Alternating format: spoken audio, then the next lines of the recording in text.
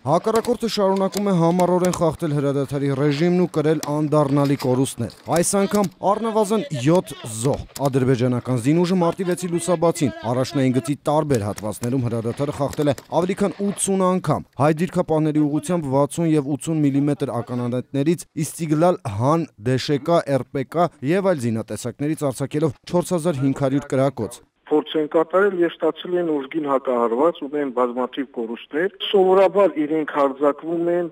այն ուղղություններով, որը ավելի,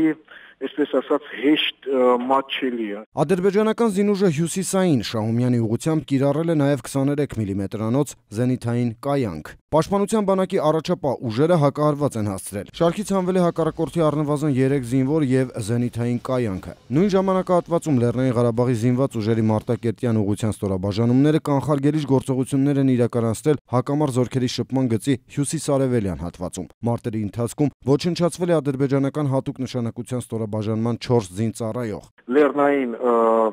այսպես հատվածում քիչ է լինում նման հարձակումները, բայց դաշտային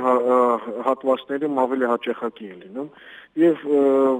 մենք նույնպես այս ամենը հաշվի ենք առնում եւ համապատասխան միջոցառումները ձեռնարկում ենք։ Հայկական կողմը կորուստներ ու զոհեր չունի, սակայն պաշտոնական Բաքուն շարունակում է սեփական ժողովրդից թաքցնել իրականությունը կամ ներկայացնել խեղաթյուրված տվյալներ։ Պաշտպանության բանակը շարունակում է շփման գծի երկայնքով վստահորեն իրականացնել մարտական հերթապահությունն ու վերահսկել հակառակորդի գործողությունները։ Տիգրան Զարեյան, ժամը լրատվական։